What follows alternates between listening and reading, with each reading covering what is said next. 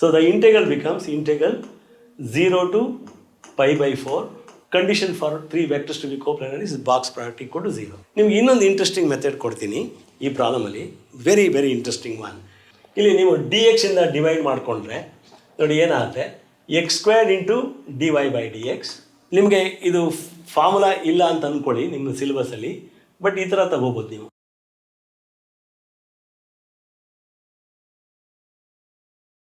Now, this is a very nice problem. ಇದು usually ನೀವು -a to +a ಇದ್ದಾಗ function ಆಡು ಈವನ್ ಬಗ್ಗೆ ಯೋಚನೆ ಮಾಡ್ತೀರಾ, ಬಟ್ ಸ್ವಲ್ಪ ಪೆಕ್ಯುಲಿಯರ್ ಪ್ರಾಬ್ಲಮ್ ಇದು. ಏನಂದರೆ ಐ ಅಂತ ತಗೋತೀರಾ is equal to integral -π/2 to +π/2 cos x divided by 1 + e⁻x dx. ಅದನ್ನು ಐ ಅಂತ ಇಟ್ಕೊಳ್ಳಿ. ಯೂಸಿಂಗ್ ದಿಸ್ ಪ್ರಾಪರ್ಟಿ ಯಾವುದಂದರೆ integral a to b f of x dx is equal to integral a to b f of a plus b minus x into dx. You have this very interesting property. ಅದನ್ನು apply ಮಾಡಿದ್ರೆ I is equal to integral -π/2 to +π/2 cos of -π/2 +π/2 minus x divided by, wherever you find x, put a plus b minus x. So 1 plus e⁻of -π/2 plus π/2 minus x into dx ಆಗುತ್ತೆ using this property, which is equal to, ಇದನ್ನು 1 ಅಂತ ಕರೀರಿ. You can write I is equal to -π/2 to +π/2. -π/2 +π/2 cancel ಆಗುತ್ತೆ. Cos of minus x is cos x. You write cos x. Denominatorly 1 plus e⁻, ಇಲ್ಲೂ ಕೂಡ -π/2 +π/2 cancels, you get minus x. Now I can bring it down and take it to numerator. Therefore I is equal to integral -π/2 to +π/2 e⁻x into cos x divided by 1 plus e⁻x ಆಗುತ್ತೆ. ಸ್ವಲ್ಪ ಕೇರ್ಫುಲ್ಲಾಗಿ ನೋಡಿ. e⁻x comes down, e⁻x plus 1, e⁻x goes up. ಇದು ಬರುತ್ತೆ. You call this 2 now. Now adding 1 and 2, see 2i is equal to integral -π/2 to +π/2. ನೋಡಿ, ಈ cos x by 1 plus e⁻x, cos x by 1 plus e⁻x common ಇದೆ. So cos x divided by 1 plus e⁻x common ತೊಗೊಂಡ್ಮೇಲೆ ಅಲ್ಲಿ ಉಳಿಯೋದು 1 plus here you are left with e⁻x. That is very interesting one. ನೋಡಿ, e⁻x 1 plus e⁻x cancel ಆಗುತ್ತೆ. This is equal to integral -π/2 to +π/2 cos x, just cos x dx ಆಗುತ್ತೆ. This is very easy. Intel of cos x is sin x between -π/2 and +π/2, and you know sin π/2 is 1, minus of sin -π/2 is -1, which is equal to 2. So 2i equal to 2 ಅಂದಮೇಲೆ i is equal to 1. ಇಷ್ಟಾದ್ಮೇಲೆ ಕೂಡ ನೀವು mistake ಮಾಡ್ಬೋದು 2 ಬಂದ ತಕ್ಷಣ. So 2i equal to 2, therefore i becomes secant square theta into d theta. Limits ಏನಾಗುತ್ತೆ, when x is 0 theta is 0 ಆಗುತ್ತೆ. When x is 1 theta is π/4 because tan π/4 is 1. So the integral becomes integral 0 to π/4 logarithm of 1 plus tan theta divided by 1 plus tan square theta. dx is secant square theta. Now 1 plus tan square theta cancel with secant square theta, which is a standard problem. Standard result ಅದು π/8 log 2 ಅಂತ ಬರುತ್ತೆ. π/8 log 2. So answer is B. In fact ಅದನ್ನೇ ಜ್ಞಾಪಕ ಇಟ್ಕೋತಾರೆ. Memory based question ಇದು. Okay, next the general solution of the differential equation. ಇಲ್ಲಿ ನೀವು D X ಇಂದ ಡಿವೈಡ್ ಮಾಡಿಕೊಂಡ್ರೆ ನೋಡಿ ಏನಾಗುತ್ತೆ, x² into dy/dx minus 2xy is equal to x⁴ into cos x ಆಗುತ್ತೆ. Step 1 dy/dx. ಮತ್ತು ಕೋಎಫಿಷಿಯಂಟ್ ಆಫ್ dy/dxನ 1 ಮಾಡ್ಕೋಬೇಕಂದ್ರೆ divide by x². So you get dy/dx minus 2 divided by x into y is equal to x squared into cos x, which is a linear differential equation. Linear equation ಆಗುತ್ತೆ. So ಇದು p, ಇದು q. So integrating factor ಏನಪ್ಪ ಅಂತಂದರೆ it is e to the power of integral minus 2 by x into dx, which is equal to e to the power of minus 2 log x ಆಗುತ್ತೆ, which is equal to e to the power of log x to the power minus 2 it becomes, which is equal to 1 over x squared. That is the integrating factor.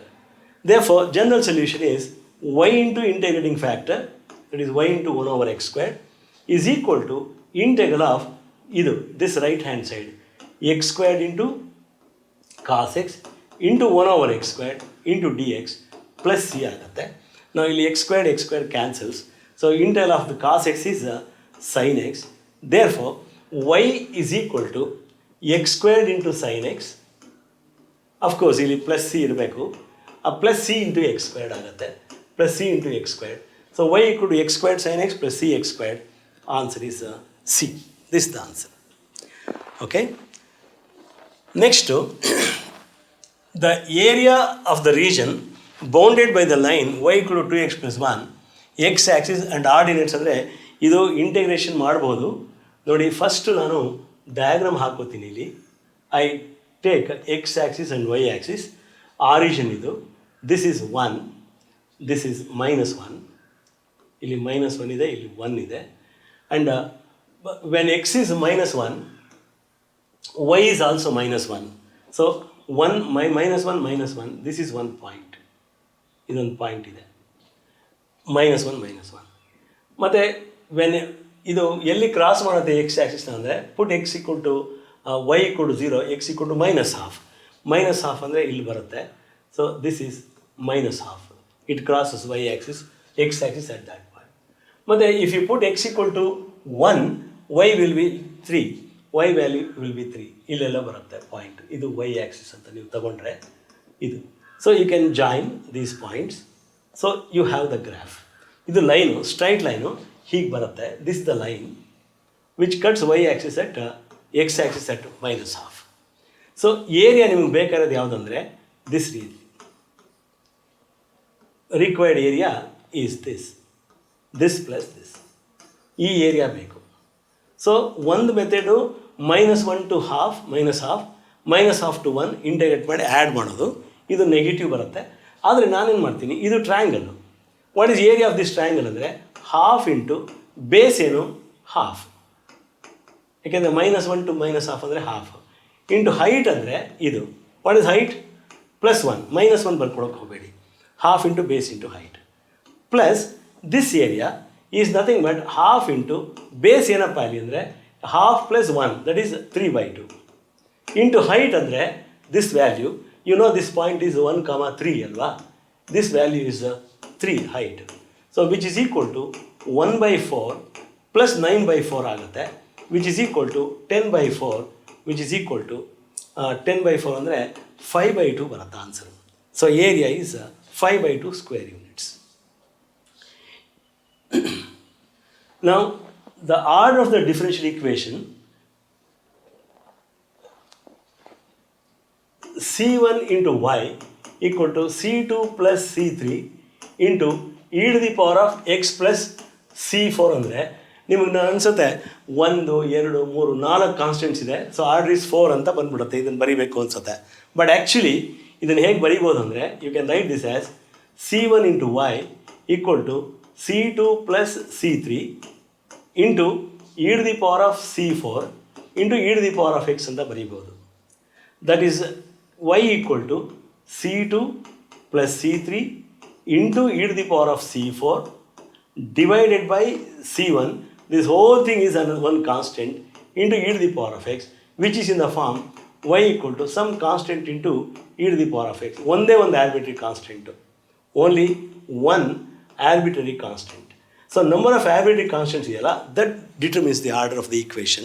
Therefore, order of the equation is looks like 4. Actually, order is 1. So answer is C. Okay. Next, A and B are unit vectors ಕೊಟ್ಟಿದ್ದಾರೆ. And theta is the angle between A and B. Then what is sin theta by 2 ಅಂದರೆ, you know ಎಲ್ಲನೂ A B A minus ಬಿನಲ್ಲಿ ಇರಬೇಕು. So I take magnitude of A minus B square. What is magnitude of A minus B squared ಅಂದರೆ it is A squared plus B squared minus 2 into A dot B ಅಂತ ಬರುತ್ತೆ, which is equal to 1 plus 1 2 minus 2 into A dot B ಅಂದಾಗ it is 1 into magnitude of A is 1, magnitude of B is 1 into cos of angle between them is theta. So which is equal to 2 into 1 minus cos theta. ನನಗೆ A plus B ತಗೊಂಡ್ರೆ 1 plus cos theta ಬರುತ್ತೆ. ಆವಾಗ cos theta by 2 ಕೇಳಿದರೆ ಅದನ್ನು ಬರ್ಕೋತಾ ಇದ್ದೆ ಅಷ್ಟೇ. So which is equal to 2 into 2 sin squared theta by 2 ಆಗುತ್ತೆ. Therefore sin squared theta by 2 is equal to magnitude of A minus B squared divided by 4 ಆಗುತ್ತೆ. Therefore ನಿಮಗೆ ಬೇಕಾಗಿರೋದೇನಪ್ಪ ಅಂದರೆ sine theta by 2, not sine squared. Sine theta by 2 is square root of this, that is magnitude of A minus B divided by 2. ಇಲ್ಲಿ plus ಆ minus ಬರಲ್ಲ, ಯಾಕೆಂದರೆ ಇಲ್ಲಿ magnitude ಅಲ್ವಾ. ಸೊ ಹಾಗಾಗಿ ಇದು sign theta by 2 is magnitude of A minus B by 2. ಇಲ್ಲಿದೆ ನೋಡಿ, answer is A. That's the answer. Okay.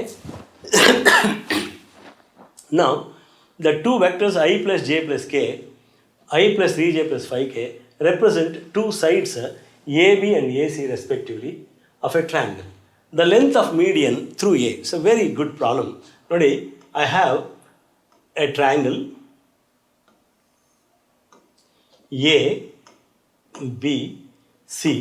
Median andaga it's a join of vertex and midpoint of opposite side. Idu AB.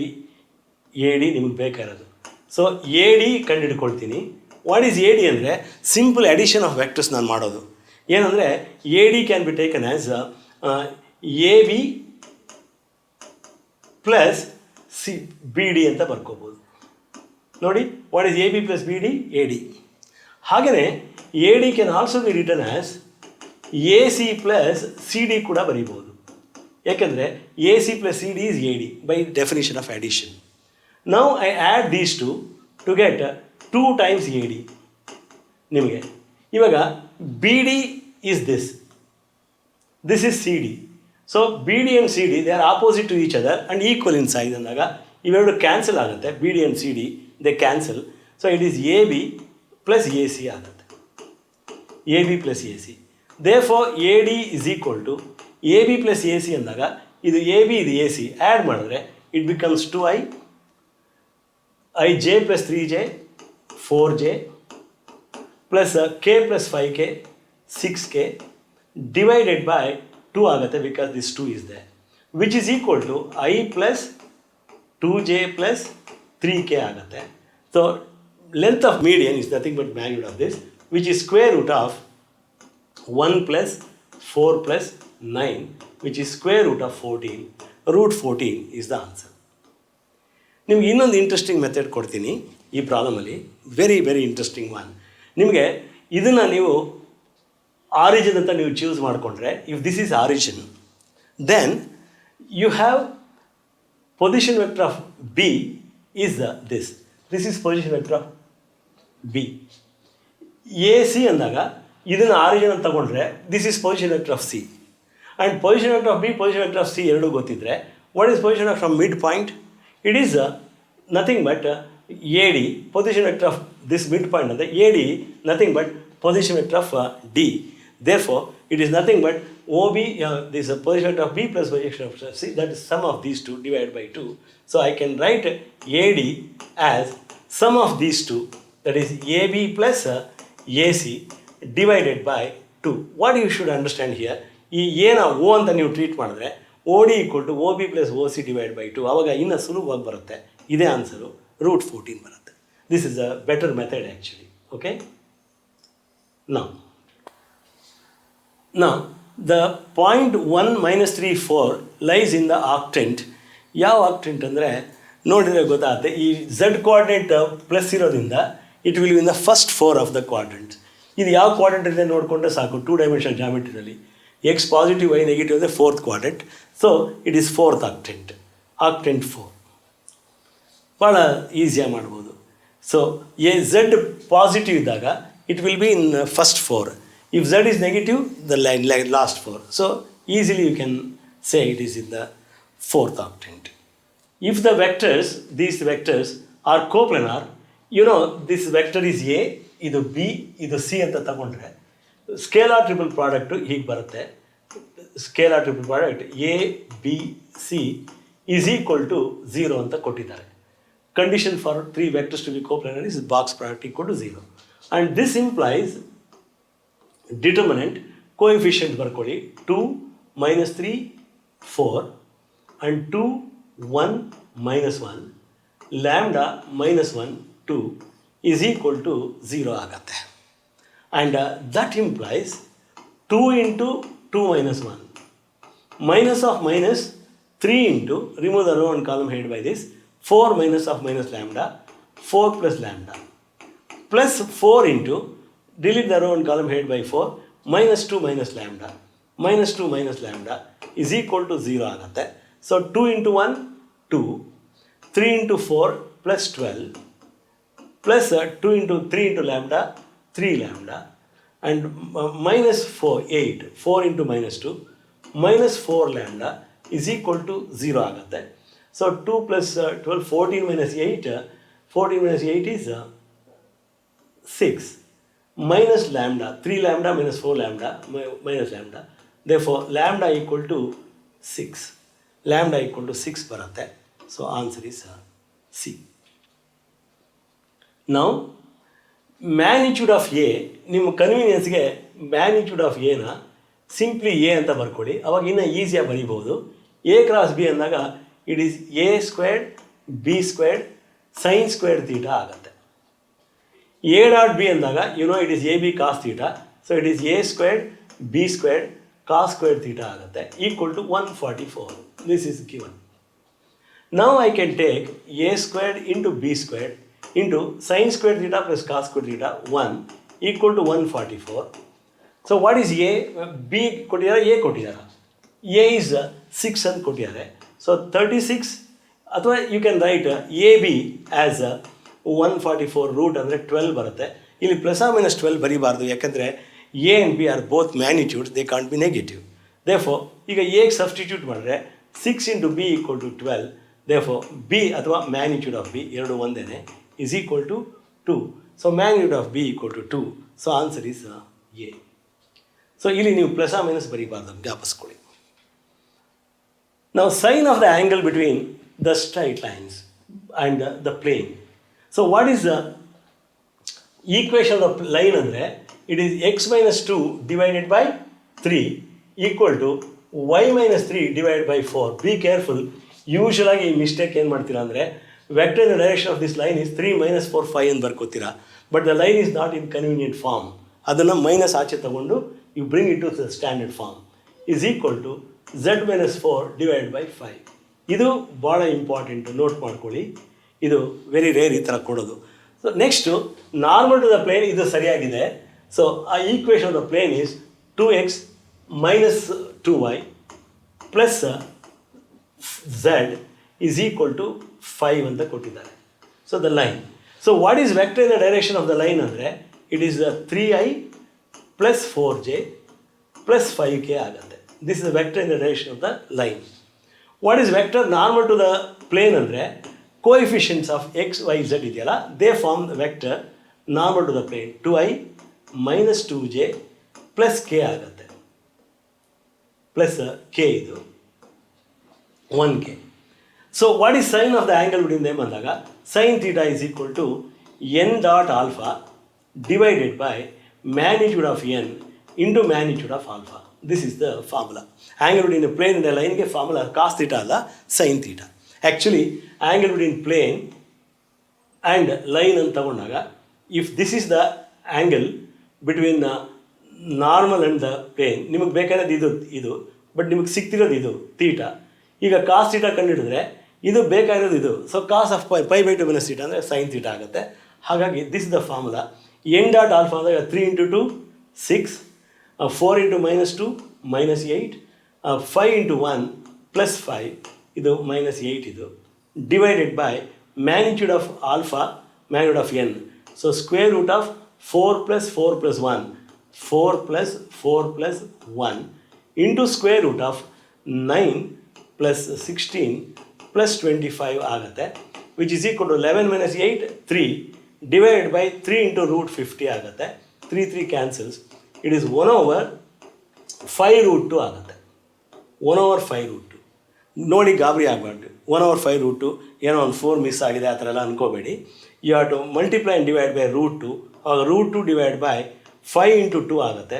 So root 2 by 10, root 2 by 10 answer is B. ನಿಮ್ಗೆ ಅದೇ ಫಾರ್ಮಲ್ಲಿ ಇರಬೇಕಂತೇನಿಲ್ಲ, ಸ್ವಲ್ಪ reduce ಮಾಡಿದ್ರೆ rationalise ಮಾಡಿದ್ರೆ ಬರುತ್ತೆ. Okay, so if a line makes angle pi by 3 with each of x and y axis, then the acute angle made by the line with z axis ಅಂದಾಗ C alpha is equal to beta is equal to pi by 3 ಅಂತ ಕೊಟ್ಟಿದ್ದಾರೆ. Gamma ಏನು ಅಂತ ಕೇಳಿದ್ದಾರೆ, acute angle ಅದಲ್ಲೇ. So we know that cos squared alpha plus cos squared beta plus cos squared gamma is equal to 1. Direction ಕೊಸೈನ್ಸ್ದು sum of the squares equal to 1. So cos alpha ಅಂದಾಗ cos pi by 3 is 1/2 squared. Cos beta is also cos pi by 3 1/2 squared plus cos squared gamma is equal to 1 ಆಗುತ್ತೆ. Therefore cos squared gamma is equal to 1 minus 1/4 minus 1/4 because 1/4 plus 1/4 it is equal to 1 minus 1/2 ಆಗುತ್ತೆ. 1/4 ಅಂದರೆ it is half. Therefore cos gamma is equal to 1/√2 because gamma is acute ಅಂತ ಕೊಟ್ಟಿದ್ದಾರೆ. Because gamma is acute, ಅದು acute ಆಗಿರೋದ್ರಿಂದ positive root value ತಗೋತೀರಾ. Therefore gamma is equal to pi by 4. So answer is C because cos gamma is 1/√2. Next one, the distance of the point 1, 2, -4 from this line. It's ನಿಮಗೆ ಇದು formula ಇಲ್ಲ ಅಂತ ಅಂದ್ಕೊಳ್ಳಿ ನಿಮ್ಮ ಸಿಲೆಬಸಲ್ಲಿ, but ಈ ಥರ ತಗೋಬೋದು ನೀವು. ಡಿಸ್ಟೆನ್ಸ್ ಒಂದು ಪಾಯಿಂಟ್ ಇದೆ, ಆ ಪಾಯಿಂಟ್ ಪೊಸಿಷನ್ ವೆಕ್ಟರ್ ಬಿ ಅಂತಿರುತ್ತೆ. This is the line through the point A ಅಂದಾಗ ಡಿಸ್ಟೆನ್ಸ್ ಬಿಟ್ವೀನ್ ಪ್ಯಾರಲ್ ಲೈನ್ಸ್ ಥರ ಆಗುತ್ತೆ. You just imagine a line passing through A. Okay, ಈ ಪಾಯಿಂಟು 3, 3, 5 3, 3, 5 ಈ ಪಾಯಿಂಟು 3, 3, 5 ಅಲ್ಲ -5 3, 3, -5 and point B is 1, 2, -4. So distance between these two lines ಥರನೇ. So formula ಏನಪ್ಪ ಅಂದರೆ it is given by b minus a cross alpha magnitude of that divided by magnitude of alpha. This is a well known formula, distance between two parallel lines. So ee point inda ee distance beku andre you have to use this formula. So what is b minus a? Nodi, b is 1, 2, -4. a is 3, 3, -5. So b minus a andre you know b minus a is 3 minus 1, 2i, 3 minus 2 plus j, and -5 minus of -4 minus j ಆಗುತ್ತೆ, minus k ಆಗುತ್ತೆ. b minus a. Alpha is a vector parallel to the line, ಆ line 2i plus 3j plus 6k ಆಗುತ್ತೆ. So you have this. So what is the cross product of these two ಅಂದರೆ you know it is i, j, k. Components of b minus a 2, 1, -1. Components of alpha ಏನಪ್ಪ ಅಂದರೆ 2, 3, 6 ಆಗುತ್ತೆ. You expand this, it is 6 minus of -3 9i minus ಇದು i ಇದು minus remove the row and column headed by j 12 minus of -2 that is 14 j ಆಗುತ್ತೆ plus k component 6 minus 2 that is 4k.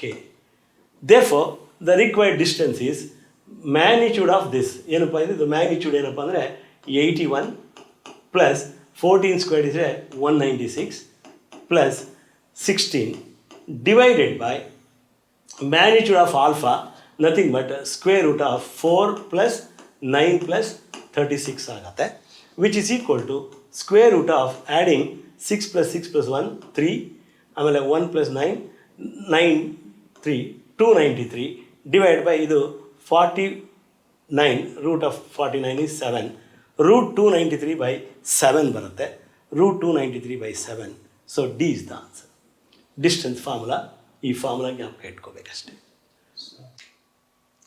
Now the feasible region ಇಲ್ಲಿ ಅದು question ಪೇಪರಲ್ಲಿ ಇದು ಕ್ಲಿಯರಾಗಿ ಕೊಟ್ಟಿದ್ದಾರೆ. ಇದು this is the feasible region. ಯಾಕೆಂದರೆ ಇದಾದರೆ ವರ್ಟಿಸಿಸ್ ಇದು ಬರುತ್ತೆ. This is the feasible region given. Okay, this the feasible region. Okay, in this Z ಇದು ಆಬ್ಜೆಕ್ಟಿವ್ ಫಂಕ್ಷನ್ ಕೊಟ್ಟಿದ್ದಾರೆ 11x + 7y. ಸೊ ಈ ವರ್ಟಿಸಿಸ್ನ ನೀವು ಕ್ವಿಕ್ಕಾಗಿ ಕಂಡುಹಿಡ್ಕೋಬೇಕು. That's not the difficult thing because this point is point of intersection of these two lines. ಅವೆರಡು ಲೈನ್ಸ್ನ ಕ್ವಿಕ್ಕಾಗಿ ಸಾಲ್ವ್ ಮಾಡ್ಕೊಳ್ಳಿ. x + y = 5, x + 3y = 9. Subtract ಮಾಡಿದ್ರೆ 3y - y 2y, 9 - 5 4. So y = 2 ಬರುತ್ತೆ. Substituting in any one of them, you get x is equal to 5 minus 2, that is equal to 3. Therefore, point is first come first ಅಂದ್ಬಿಟ್ಟು 2 3 ಬರೆದ್ಬಿಟ್ಟಿರಾ, x coordinate and then y coordinate. So this is point 3, 2 ಬಂತು, one point. Next ಇನ್ನೊಂದು vertex ಈ point, that is nothing but a point of intersection of this line with the y axis ಅಂದಾಗ ಈ y axis ಒಳಗೆ ಇಲ್ಲಿ x coordinate 0 ಆಗಿರುತ್ತೆ. If you put x 0, 3y = 9, therefore y = 3 ಬರುತ್ತೆ. Therefore 0, 3 is this point. Similarly, this is the line whose equation is x + y = 5. So if you put x 0, you get the point where it cuts y axis. So x 0 ಕೊಟ್ಟರೆ, because anywhere you go on this line, x is 0. So 0 ಕೊಟ್ಟಾಗ y = 5 ಬರುತ್ತೆ. So this point is 0, 5. So the three vertices you know maximum value of the function exists only at the corner of the feasible region. ಆ ಮೂರು ಕಾರ್ನರ್ಸಲ್ಲಿ value ಕಂಡುಹಿಡ್ಕೊಂಡ್ರೆ z at 0, 3 ಕಂಡುಹಿಡ್ಕೊಳ್ಳಿ, z at 0, 5 ಕಂಡುಹಿಡ್ಕೊಳ್ಳಿ. It is not -5, it is +5. Okay, and z at ಇನ್ನೊಂದು point ಯಾವುದು 3, 2 ಮೂರು ಕಂಡುಹಿಡ್ಕೊಳ್ಳಿ. So ಇಲ್ಲಿ 11 × 0 + 7 × 3 21 ಆಗುತ್ತೆ. 11 × 0 + 7 × 5 35 it is, and then 11 × 3 33 plus 7 × 2 14, which is equal to 47. So maximum value ಯಾವುದು ಅಂದರೆ 47 attained at this point. Therefore the maximum value of z occurs at 3, 2. The point is 3, 2. So B is the answer. Now the corner points of the feasible region determined by the system of linear constraints. The linear constraints are 0, 3, 1, 1, 3, 0. So you corner points ಕೊಟ್ಟಿದ್ದಾರೆ. Solution to the problem exists only at the corner points ಅಂತ ಗೊತ್ತು. But objective function ಏನಂದರೆ z = px + qy. ಆಯಿತಾ, where p and q are positive given.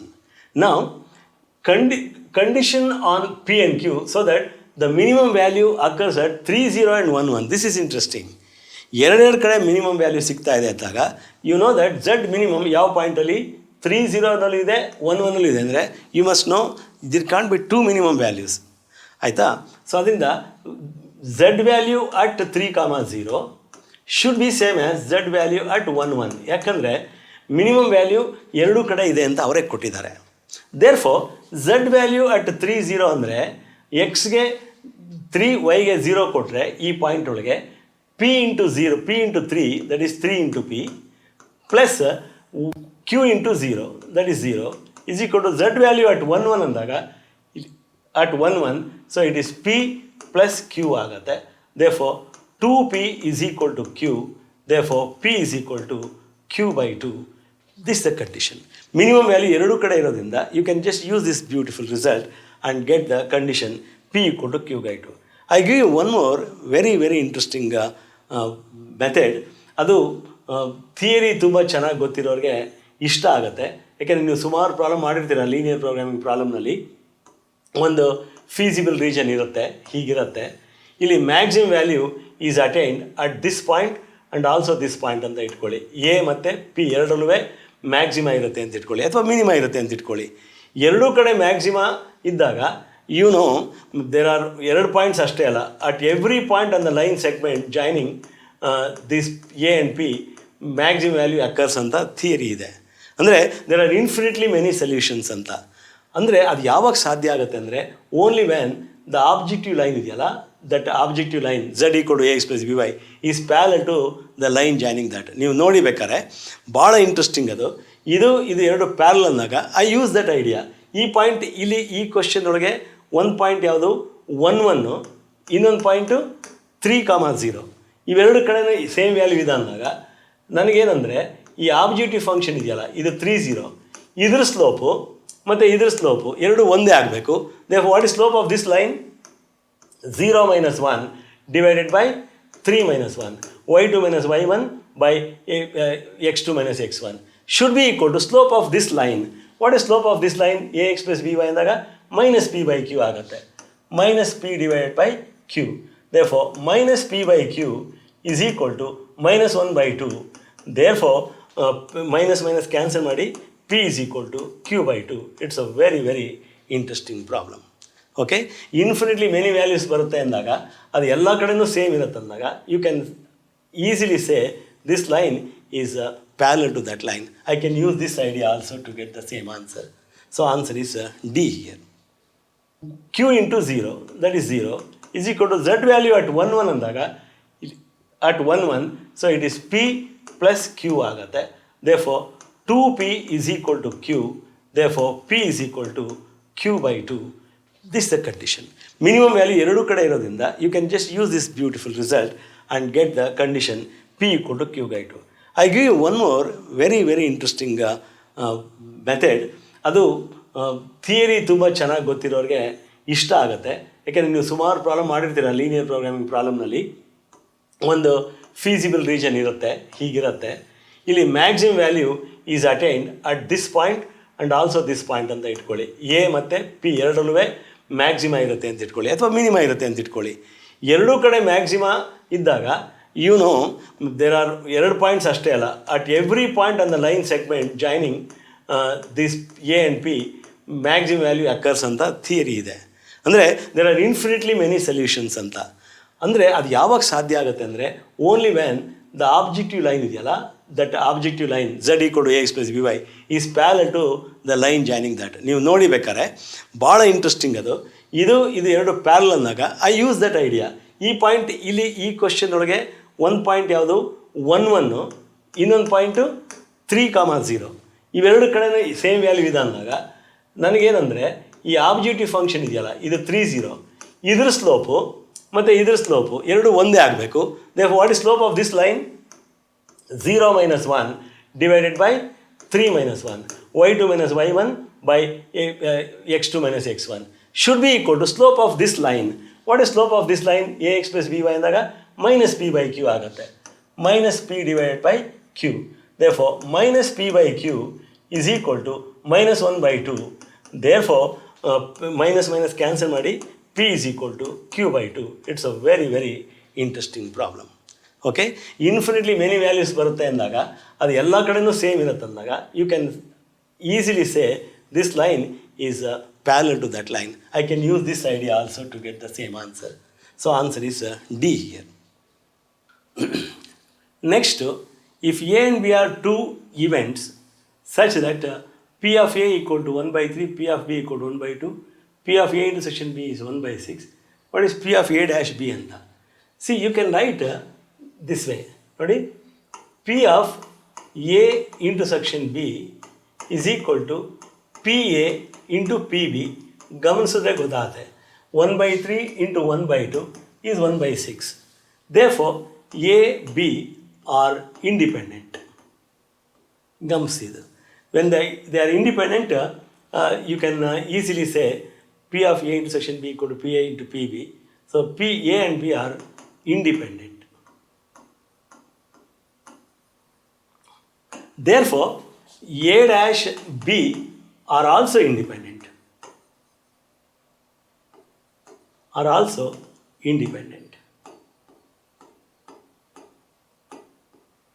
If a and b are independent, a dash b, a b dash b dash are also independent.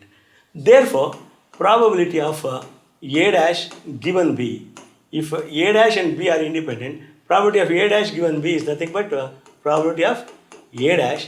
Probability of a is 1 by 3. So probability a dash is 1 minus 1 by 3, which is equal to 2 by 3.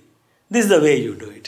ಇಲ್ಲ ಅಂದರೆ ಇನ್ನೊಂದು method probability of A dash intersection B probability of A dash given B ಅಂದರೆ you can write it as 1 minus probability of a given b, that is equal to 1 minus probability of a given b is probability of a intersection b divided by probability of b, and that is equal to 1 minus probability of a intersection b is 1 by 6, probability of b is 1 by 2, that is equal to 1 minus 1 by 6 by 1 by 2 is 1 by 3, that is equal to 2 by 3. Waste of time ಇವೆಲ್ಲ ನನ್ನ ಪ್ರಕಾರ. If two events are independent, probability of a dash given b ಅಂದಾಗ it is probability of a dash because this does not depend on b ಅಂತ. So 2 by 3 is the answer. ಇಲ್ಲಿದೆ. Okay? A die is thrown 10 times. The probability that an odd number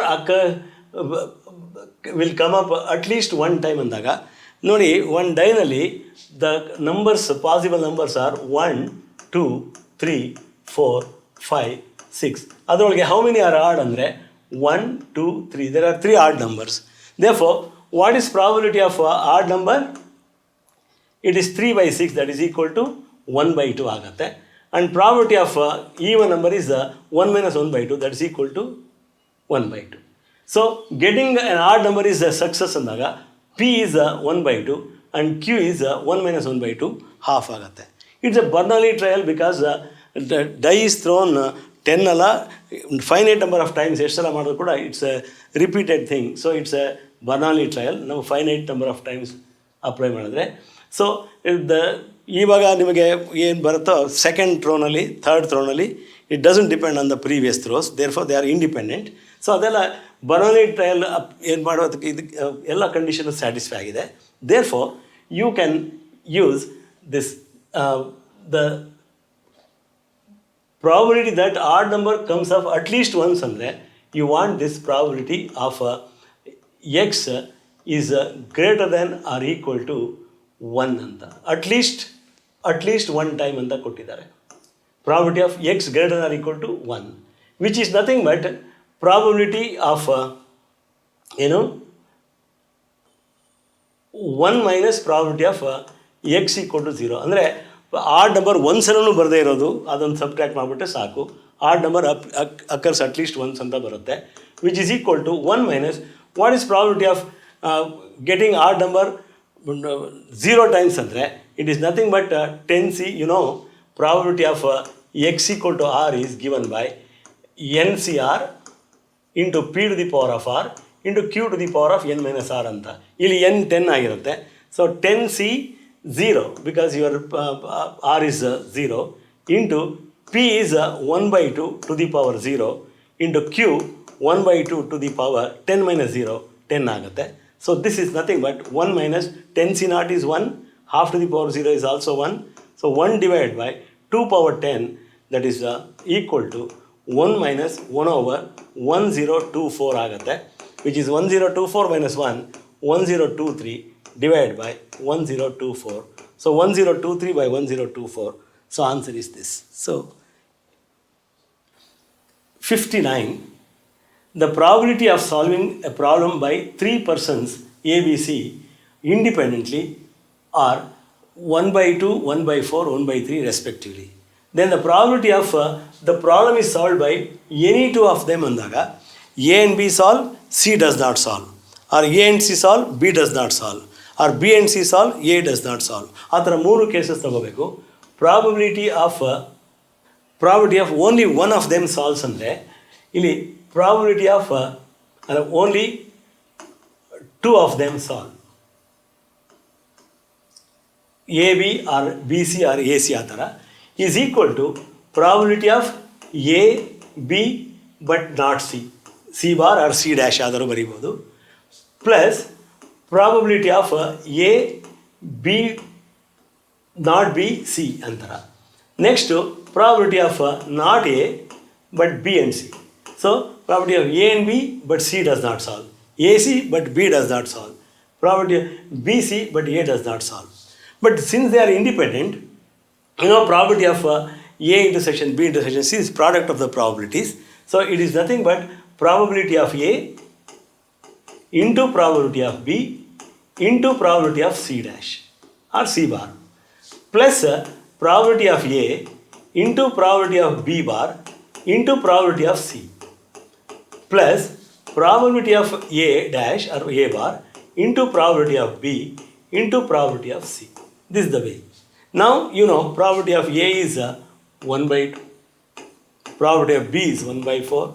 Probability of C is 1 minus 1 by 3. Plus probability of A is 1 by 2. Probability of B dash is 1 minus 1 by 4. And probability of C is 1 by 3. Plus probability of A dash is 1 minus half. Probability of B is 1 by 4. And probability of C is 1 by 3. So this is equal to 1 by 2 into 1 by 3 into 2 by 3. Illen simplify ಮಾಡಕ್ಕೆ ಹೋಗಬೇಡ್ರಿ. No need. It is 1 by 2 into 3 by 4 into 1 by 3 ಆಗುತ್ತೆ. Plus here half 1 minus half is half into 1 by 4 into 1 by 3. Now even if it cancels, don't do it. 2 for the 3 8 into 3, that is 24 ಆಗುತ್ತೆ. Numerator 2 plus 3 plus 1 ಆಗುತ್ತೆ. It is 6 divided by 24, which is equal to 1 divided by 4. So answer is 1 by 4. ಈ ರೀತಿ ಬರುತ್ತೆ. Now the last question. See, the events E1 and E2 form a partition on the sample space S. A is any event such that P of E1 equal to P of E2 equal to half. P of E2 given A is half. P of A given E2 is 2 by 3 ಅಂತ ಕೊಟ್ಟಿದ್ದಾರೆ. So what is the probability of E1 given A? ಸ್ವಲ್ಪ computational skill ತುಂಬ ಚೆನ್ನಾಗಿ ಗೊತ್ತಿರಬೇಕು, ಸ್ವಲ್ಪ time ತೊಗೊಳ್ತಿದ್ದು. ನೋಡಿ ಇಲ್ಲಿ ಏನು ಮಾಡಬೇಕಂದ್ರೆ P of E2 given A first ಕಂಡುಹಿಡ್ಕೊಳ್ತೀನಿ. ನಿಮಗೆ ಬೇಕಾಗಿರೋದು ಇದು, but directly you can't do that. So ಇದನ್ನು P of E2 given A ಕಂಡುಹಿಡ್ಕೊಂಡ್ರೆ ನೋಡಿ ಏನು ಬರುತ್ತೆ ಅಂತ. It is equal to P of E2 into P of A given E2 divided by P of E1 into P of A given E1 plus P of E2 into P of A given E2. This is by Bayes theorem. By Bayes theorem, you get this beautiful result. So P of E2 given A ಕೊಟ್ಟಿದ್ದಾರೆ. What is P of E2 given A? Half is equal to P of E2 is 1 by 2. P of A given E2 is 2 by 3 divided by P of E1, that is 1 by 2 into P of A given E1. ಅದನ್ನು A given E1 ಗೊತ್ತಿಲ್ಲ ಇಲ್ಲಿ. P of A given E1 is not known. I can call it X plus P of E2, that is 1 by 2 into P of A given E2. P of A given E2 is 2 by 3. ಹೀಗೆ ಬರುತ್ತೆ. So ಇದನ್ನು ಕಂಡುಹಿಡ್ಕೊಳ್ಳಿ first, where X is equal to probability of A given E1. ನಾವು cross multiplying, ಈಗ ನೀವು half off cancel ಮಾಡ್ಬೋದು. So you can simplify it further. ಇಲ್ಲಿ 2 by 3 divided by X plus 2 by 3 ಅಂತ ಬರ್ಕೋಬೋದು ನೀವು. ಯು ಕ್ಯಾನ್ ಸಿ ಹಿಯರ್, ಇಲ್ಲಿ half common ತೊಗೊಂಡು ಇದ್ರ ಜೊತೆ ಕ್ಯಾನ್ಸಲ್ ಮಾಡಿಬಿಟ್ರೆ, so cross multiplying you get half X plus 2 by 3 into half ಅಂದರೆ 1 by 3 ಆಗುತ್ತೆ, is equal to 2 by 3. Therefore X by 2 is equal to 1 by 3 ಆಗುತ್ತೆ, because 2 by 3 minus 1 by 3 is 1 by 3. Therefore X is equal to 2 by 3. So probability of A given E1 is 2 by 3 ಅಂತ ಬಂದಿದೆ. That is not the answer, ಏಕೆಂದರೆ ಇದು E1 given A ಬೇಕಾಗಿರೋದು ನಿಮಗೆ. Now you take the required one. Required probability, that is probability of E1 given A is equal to, use the Bayes theorem again, it is probability of E1 into probability of A given E1. ಅದನ್ನು ಕಂಡುಹಿಡ್ಕೊಂಡಿದ್ದೀರಾ ನೀವು.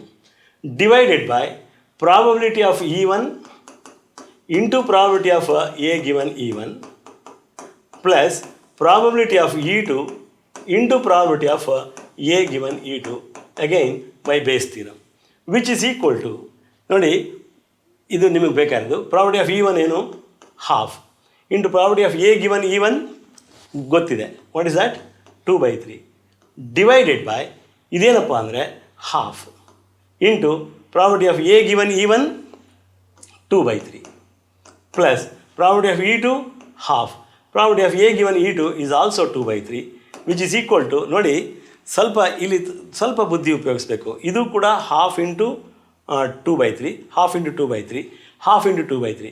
ನೀವು half into 2/3 ನೀವೇನಾದ್ರು X ಅಂತ ಇಟ್ಕೊಂಡ್ರೆ ಇದು X plus X ಏನಾಗುತ್ತೆ, 2x ಆಗುತ್ತೆ, which is equal to half. ಭಾಳ ಸಿಂಪಲ್ ಐಡಿಯಾ. ಇಲ್ಲಾಂದರೆ ನೀವು ಹಾಫ್ ಕಾಮನ್ ತೊಗೊಂಡು ಕ್ಯಾನ್ಸಲ್ ಮಾಡಿ 2/3/2/3 plus 2/3 2/3/4/3 which is equal to half. ತುಂಬ ಟೈಮ್ ತೊಗೊಳುತ್ತೆ. ನೀವೇನು ಮಾಡಬೇಕು ಇಲ್ಲಿ, ಯು ಕ್ಯಾನ್ ಇಲ್ಲಾಂದರೆ ಕ್ಯಾನ್ಸಲ್ ಮಾಡ್ಬೋದು, 2 ಕ್ಯಾನ್ಸಲ್ ಮಾಡ್ಬೋದು, ಇಲ್ಲೂ 2 ಕ್ಯಾನ್ಸಲ್ ಮಾಡ್ಬೋದು, 1/3/1/3 ಪ್ಲಸ್ 1/3. ಬಟ್ ನನಗೇನಂದರೆ ಇದಿಷ್ಟು ನೀವು ಎಕ್ಸ್ ಅಂತ ಇಟ್ಕೊಂಡ್ರೆ ಇದು ಎಕ್ಸ್ ಆಗುತ್ತೆ, ಇದು ಎಕ್ಸ್ ಆಗುತ್ತೆ, x/2x which is equal to half. ಭಾಳ ಈಸಿಯಾಗಿ ನೀವು ಕ್ಯಾಲ್ಕುಲೇಟ್ ಮಾಡ್ಬೋದು. Okay, dear students, I hope you could get the idea how different it is. The CET ನಲ್ಲಿ ಮಾಡಬೇಕಾದ್ರೆ ಡೈರೆಕ್ಟ್ ಕ್ವಶನ್ಸ್ ತುಂಬಾ ರೇರ್ ಎಲ್ಲ. ಆ ಥರದೊಂದು ಔಟ್ ಆಫ್ 60 ಕ್ವಶನ್ಸ್ ಒಂದು 25 to 30 ಡೈರೆಕ್ಟ್ ಕ್ವಶನ್ಸ್ ಇರ್ಬೋದು. ಮಿಕ್ಕಿದೆಲ್ಲನೂ ಸ್ವಲ್ಪ ಟೈಮ್ ಕನ್ಸ್ಯೂಮಿಂಗ್, ಸ್ವಲ್ಪ ಟ್ರಿಕ್ಕಿ ಕ್ವಶನ್ಸ್ ಇರುತ್ತೆ. ಬೋರ್ಡ್ ಎಕ್ಸಾಮಿನೇಷನ್ ಹಾಗಿರೋಲ್ಲ. Okay, you have time to recovery. Examination ಒಳಗೆ ಒಂದೊಂದು ಡಿಫಿಕಲ್ಟ್ ಕ್ವಶನ್ ಬಂದಾಗ ನಿಮಗೆ ಗಾಬರಿ ಆದರೂ ಕೂಡ ರಿಕವರಿ ಟೈಮ್ ಇರುತ್ತೆ. But in CET you don't have, and every alternate question will be tough. ಹಾಗಾಗಿ ನೀವು ತುಂಬಾ ಪ್ರಿಪೇರ್ ಮಾಡ್ಕೋಬೇಕು, ಕಾನ್ಸೆಪ್ಟ್ ತುಂಬ ಸ್ಟ್ರಾಂಗ್ ಆಗಿರಬೇಕು.